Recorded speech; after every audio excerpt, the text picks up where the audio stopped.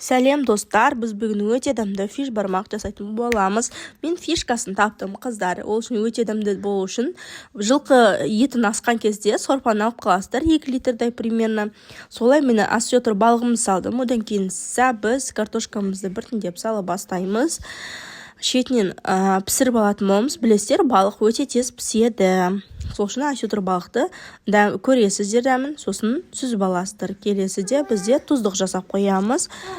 Кәдімгідей пияз бәрін қалауыңызды салсаңыздар болады, тұздық жасайсыздар.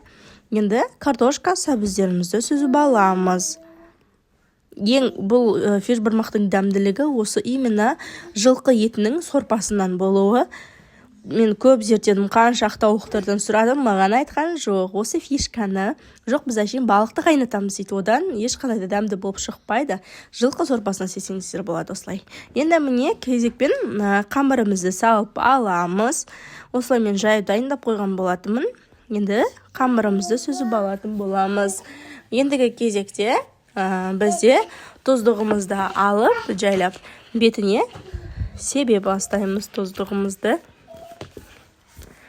Мінекей, енді жайлап осетр балығымызды қоямыз, картобымызды, сәбізімізді осылай әріреп шығамыз. Лимонды міндетті түрде қосыңыздар, ол да өзіндік дәмін береді, өте дәмді болады. Енді осылай ұсына береміз.